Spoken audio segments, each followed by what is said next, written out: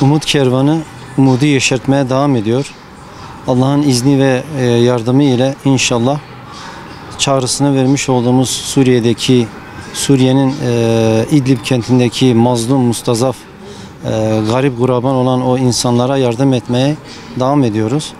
Bu sebeple inşallah 16. tırımızı Diyarbakır Umut Kervanı olarak göndermek üzere yola çıkartacağız. Allah'a hamdolsun çağrımıza cevap veren tüm hayırseverlere de bu münasebetle, bu sebeple teşekkürlerimizi sunuyoruz. Orada bir insanlık dramı halen yaşanmaktadır.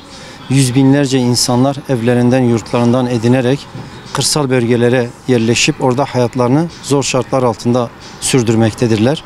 Biz de elbette ki buna duyarsız, sessiz kalamadık. Bu sebeple Umut Kervanı olarak inşallah 16. tırımızı da yollamış olacağız. Oradaki temel ihtiyaçlar insani yaşam koşullar itibariyle geçerlidir. Bu sebeple bizler de Diyarbakır Umut Kervanı olarak hazırlayıp topladığımız bu yardım kolilerini inşallah oraya göndereceğiz. Yardım kolilerimizde temel ihtiyaç olarak günlük her gün tüketebilecekleri, orada Umut Kervanı'nın altyapısını kurup günlük taze ekmek çıkarmak üzere hazırlanmış olan unlarla birlikte gönderiyoruz. Yaklaşık 10.000 insanın tüketebileceği 10 ton civarında unumuzu hazırlayıp yükledik.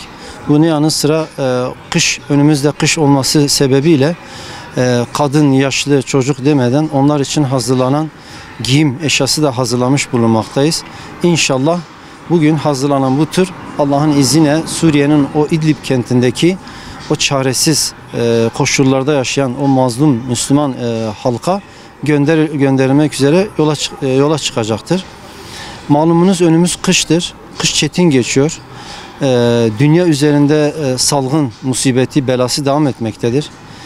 Hadisin ifadesiyle siz yeryüzündekilerine merhamet edin ki gökyüzündekiler de size merhamet etsin.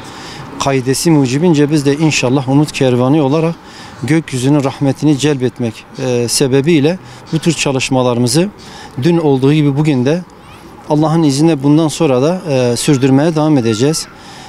Bize yardım eden hayırseverlerden de Allah razı olsun. Hayırseverlere de sizin aracınıza teşekkür ediyoruz. Rabbim hayırlarını kabul etsin. Bu 2020'nin musibetinden, belasından bir an önce kurtulmak ümidiyle bu tür yardımları hayırseverlerden bekliyoruz ki Rabbimiz bize merhamet etsin. İnşallah bu tür hayırlarla dileğimiz odur ki bu musibetlerin bir an önce üzerimizden kaldırılmasıdır. Ben tekrardan bize yardım eden tüm hayırseverlerine, gönüllülerimize, üyelerimize bir kez daha teşekkür ediyorum. Rabbim kendilerinden razı olsun. Allah Suriye'deki yaşayan, İdlib kentinde yaşayan mazlum Müslümanlara da yardım etsin. Selamlarımızı, dualarımızı iletiyoruz.